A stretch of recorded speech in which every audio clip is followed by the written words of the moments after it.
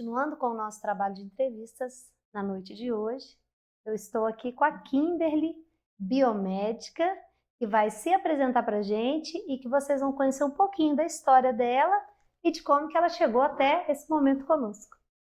Olá, meu nome é Kimberly, 6 anos, sou biomédica, especialista em estética avançada.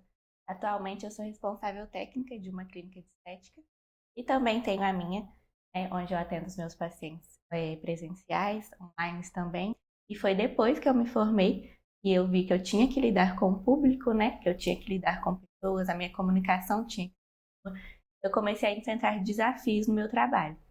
E aí eu comecei a pesquisar os sintomas que eu sentia, as minhas características pessoais, e a me encontrar em outras mulheres adultas, autistas também, né? As características comuns às minhas. E aí foi onde eu decidi buscar uma rede de apoio, de tratamento, de diagnóstico, principalmente. E com 24 anos eu recebi o meu diagnóstico de autismo. Eu sou o grau de suporte B1. Dizem que ele é tranquilo, mas na verdade a gente não sente essa tranquilidade porque me afetava na comunicação, no meu afeto com as pessoas. Eu não sabia receber carinho, não conseguia conversar olhando nos olhos das pessoas, o que é fundamental para uma conversa ser 100% eficaz, né? Recebi também vários relatos de amigos de faculdade que não se aproximavam de mim porque não se sentiam seguros quando conversavam comigo. Eu não conseguia olhar nos olhos deles. Então foram várias coisas que me afetavam, pequenas, mas que no fundo ali me faziam muito mal. Então eu resolvi buscar a ajuda de profissionais. E é interessante, gente, o relato da Kimberly, porque a gente até o ano de 2023, a gente tinha essa nomenclatura de classificação do TEA, nível 1, nível 2, nível 3, porque foi um entendimento que foi sendo composto como aquela pessoa que precisava de mais suporte ou de menos suporte. E aí a gente tem um enfrentamento porque a nova releitura aí do CID-11 vem falar para a gente que essa classificação não está sendo mais utilizada justamente porque ela meio que ela serviu como tudo a seu tempo serve, mas ela acabou fazendo uma separação que às vezes não foi benéfica, inclusive porque ficou meio que subentendido que aquele autista que não precisava de tanto suporte, que é o sujeito que tem uma, vamos dizer assim, um civirão, é um que vai se adaptando às suas possibilidades, ele foi sendo esquecido, foi sendo deixado sem tratamento, o tratamento vem sendo tardio. Isso ainda acontece muito hoje com muitas crianças e por não serem compreendidas com o diagnóstico correto, ela vai passando a vida e se virando, e às vezes só na vida adulta que ela consegue chegar a esse diagnóstico. E aí, Kimberly, a gente conversou no nosso primeiro programa sobre isso, sobre os adultos que estão se descobrindo às vezes com 40, 50 anos, e que aí olha e fala assim, olha, então era isso que eu passava. E aí você falou uma coisa que é muito importante, porque às vezes a pessoa acha que o indivíduo não sofre. É porque é mais leve, porque você tem um ajustamento ali intelectual, social, mas você faz uma força gigantesca, não é? E quando eu chego em casa que eu me desmonto para ser quem eu sou. Eu falo que eu posso atender normal, eu trato as pessoas normalmente, mas ninguém no fundo sabe o que realmente eu sinto quando eu chego em casa. Que é a sensibilidade sensorial, a crise também que pode vir acompanhada. Às vezes o banho me machuca, eu sinto dores. Então isso ninguém vai saber a fundo, para questionar o que é um grau tranquilo de um grau mais severo. Falo que tem dores que a gente passa mais sozinho mesmo. Questão de carinho também, simplicidade, de abraços. Então eu sempre estou me moldando ao mundo que eu estou vivendo, ao cenário que eu estou. Junto do diagnóstico de autismo veio transtorno de personalidade esquizoide também. Que é exatamente isso, de me moldar aonde eu estou. Desde pequena, por não ter recebido o diagnóstico, eu sempre me moldei aos lugares que eu Fazendo adaptações, né? Então, eu sou sempre ali, 100%, onde eu estiver, eu me moldo ao lugar. Então, veio junto também essa questão. Mas você sabe que é uma característica intelectiva que é sofisticada, né? Ela é mais elaborada, né? Sim. Porque, por exemplo, você tem que fazer uma força muito grande, gastar uma energia muito grande, ter uma responsabilidade muito grande, porque você é uma profissional responsável, atuante, e aí a gente vê da importância da gente entender que essas pessoas são pessoas capazes de exercerem suas funções, de fazerem seu trabalho. Eu lembro muito lá o episódio lá do Bom Doutor, né? bom doctor, né? Que as pessoas veem ele com todos os seus limites e dificuldades, mas preciso na sua arte de trabalhar, de olhar o mundo, né? Aquela seriedade para fazer as coisas. Mas por dentro você vive todo uma série de controles. E eu acho bacana quando você tem a coragem de contar isso, porque muitas pessoas às vezes não conseguem entender. E é uma sofisticação intelectiva que você está fazendo ali num processo de adaptação social. E vou te falar, você é uma vencedora, porque você chegou à vida adulta vencendo todos esses desafios, talvez muitas vezes incompreendidas, né? Talvez desafios muitas vezes que foram marcantes, né? Tem terapia comportamental, que foi o meu foco mesmo. Então eu consegui melhorar 100%. Eu falo que hoje eu sou realmente feliz com quem eu tenho vergonha de falar. Eu sou autista. E onde eu sinto vergonha de falar ou não me validam, eu não estou ali. Retiro. Hoje eu sei o meu valor, eu sei quem eu sou, a profissional que eu sou também. Então eu tô segura de mim para não estar em lugar. Importante isso. Muito importante isso. E isso, gente, é o significado do autoconhecimento.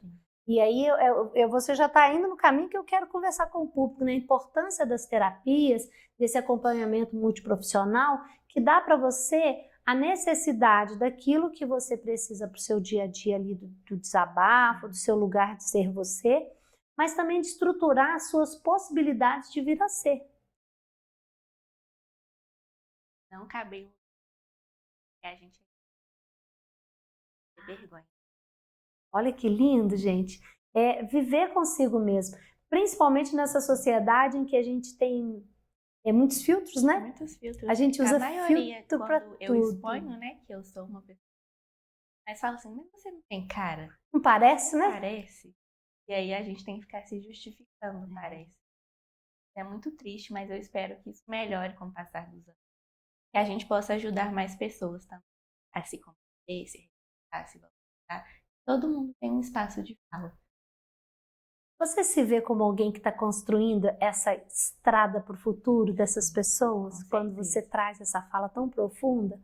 Porque no momento que a gente vive essa vida online, fluida, com tantos filtros, com tanta gente querendo parecer o que não é, escondendo suas dores por debaixo do tapete, quando você fala com essa clareza do que você tem consciência de si nesse momento, e você está dando força para que outras pessoas se identifiquem, porque eu tenho falado, gente, que a inclusão não é o autista ser incluído no mundo, é nós do mundo compreendermos o autista, a pessoa com uma síndrome rara, a pessoa que está passando por um problema de PCD de uma ordem que às vezes no visual eu não vou identificar, porque é uma outra questão, né?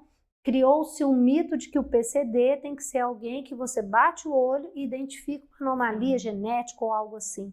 E a gente não consegue ainda trabalhar na sociedade com maior grandeza, é claro que a gente está nesse caminho, mas com maior grandeza de esclarecer as pessoas que muitas doenças são ocultas, principalmente as doenças, né, os sofrimentos mentais que as pessoas experimentam no nosso dia a dia. Sim. Percebo que falta muito lugar de fala, principalmente na nossa cidade hoje. Eu tinha começado a compartilhar quem eu sou, as minhas vivências no meu Instagram particular. E ao mesmo tempo que veio pessoas, né, se identificando, buscando ajuda a partir disso, veio também muitas críticas. Então eu falei que eu não estava preparada para lidar com isso. Eu tinha acabado de descobrir um diagnóstico, eu estava com um peso que tirou das minhas costas e eu não queria sofrer mais ataques assim, dessa forma. Então eu, por escolha própria, eu decidi não falar mais sobre o autismo no meu próprio Instagram, porque as pessoas não estão preparadas para ouvir esse lado. Mas agora que eu estou tendo um espaço de fala, eu me sinto muito confortável em retornar, porque me pedem muito. E é o que eu sou, então não tem que esconder isso mais.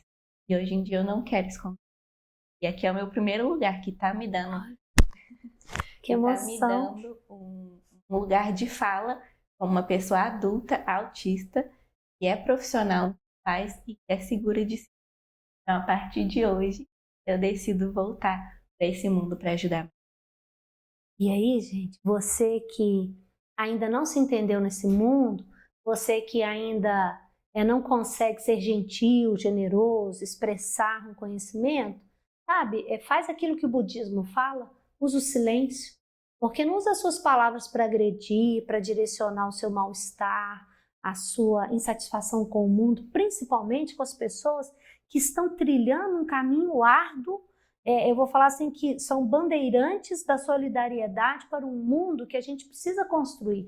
É um mundo de inclusão. Então, assim, quando a Kimberly vem aqui com essa coragem, com essa altivez para falar para a gente, me sinto muito honrada de receber você retomando esse espaço. A gente fica emocionado, por quê? Porque muitas pessoas acabam ficando guardadas dentro do seu mundo por isso. Muitas famílias escondem seus filhos por medo do preconceito, do julgamento, de uma fala hostil. Então, assim, se você não entende, vai estudar. Se não quer estudar, fecha a boca. Vamos deixar o mundo ser esse mundo que eu gosto muito daquela frase que o mundo, né, Dow fala, né, que a síndrome Dow fala. Cabe todo mundo no mundo, né? Cabe todo mundo no mundo, não cabe? Cabe eu com as minhas dificuldades, minhas limitações, que são muitas. Cabe você, cabe o Júnior, nosso técnico aqui que está nos ajudando, cabe a Shirley, cabe todo mundo no mundo. Mas cabe todo mundo com muito amor.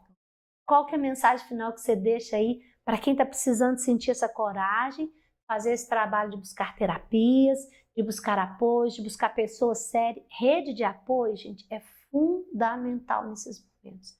Tem uma rede clínica, tem uma rede familiar, de amigos, mas o que você pode deixar de mensagem final?